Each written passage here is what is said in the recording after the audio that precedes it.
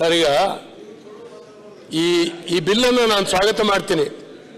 ಅದರ ಜೊತೆಗೆ ಮಾನ್ಯ ಸಚಿವರು ಹೇಳಿದ್ರು ತಮಿಳ್ನಾಡು ಮಾದರಿ ಅಂತ. ಪೂರ್ಣ ತಮಿಳ್ನಾಡು ಮಾದರಿ ಮಾಡಬೇಡಿ.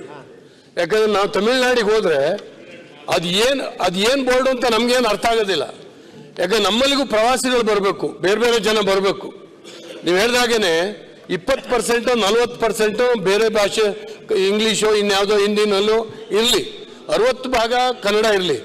ಯಾಕಂದ್ರೆ ನಾವು ತಮಿಳ್ನಾಡಿಗೆ ಹೋದಾಗ ಪರದಾಡ್ಬಿಡ್ತೀವಿ, ಏನು ಗೊತ್ತಾಗೋದಿಲ್ಲ.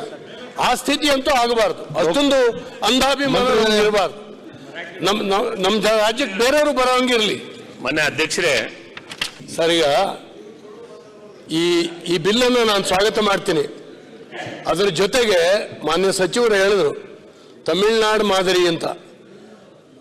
ಪೂರ್ಣ ತಮಿಳ್ನಾಡು ಮಾದರಿ ಮಾಡಬೇಡಿ. ಯಾಕಂದ್ರೆ ನಾವು ತಮಿಳ್ನಾಡಿಗೆ ಹೋದ್ರೆ ಅದೇನು ಬೋರ್ಡು ಅಂತ ನಮಗೇನು ಅರ್ಥ ಆಗೋದಿಲ್ಲ. ಯಾಕಂದ್ರೆ ನಮ್ಮಲ್ಲಿಗೂ ಪ್ರವಾಸಿಗಳು ಬರಬೇಕು, ಬೇರೆ ಬೇರೆ ಜನ ಬರಬೇಕು.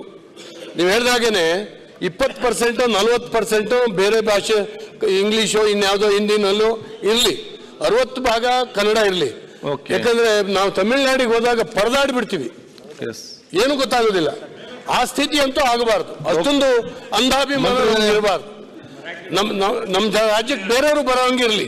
ಮನೆ ಅಧ್ಯಕ್ಷರೇ,